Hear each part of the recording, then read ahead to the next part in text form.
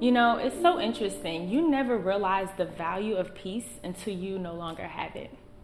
Back in 2019 is when I took my leap from my 9 to 5 and went full time into entrepreneurship. And then a year after that, I felt this call to move to Atlanta. But in the midst, I was in a relationship, and moving to Atlanta, I quickly found myself in a verbally abusive relationship. And for 4 months, I could not sleep. And so I told myself the minute that I got out of that situation, that peace was my number one priority. And I was going to do whatever it took to make sure it was mine again. And so moving into my new place in Atlanta, and it was my sacred space, my home. And so as you're journeying throughout your own life, throughout purpose, and you're stepping into the thing that God has called you to be, when you're trying to get to that next level, peace is going to be your best friend.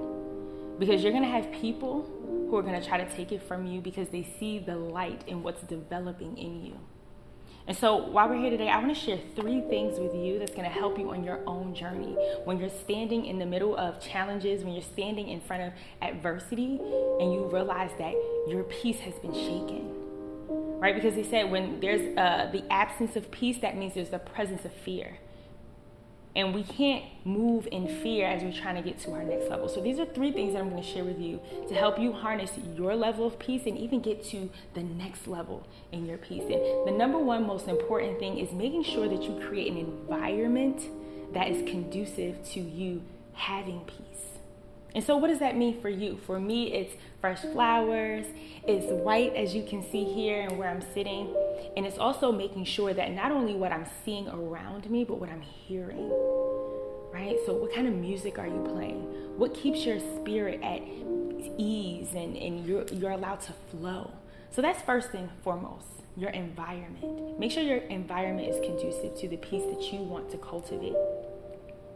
And the second thing that I'm going to say is, peace is not just freely given. You have to create peace. You have to be intentional about creating your peace. And so that means getting around and being around other A players, right? Other people who are moving with a sense of purpose and they have other ambition. People who want to add value to your life versus sucking the value away from you. So that's the second one.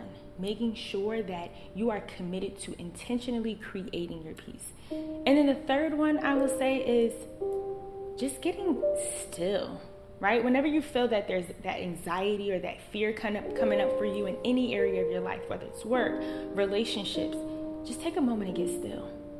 Get still, meditate, take a walk, and really sit with yourself and really cultivate that peace that you want to create in your own environment. Peace is the number one most important thing to getting to your next level. And your peace is the journey that's going to allow you to reach your destination of solitude.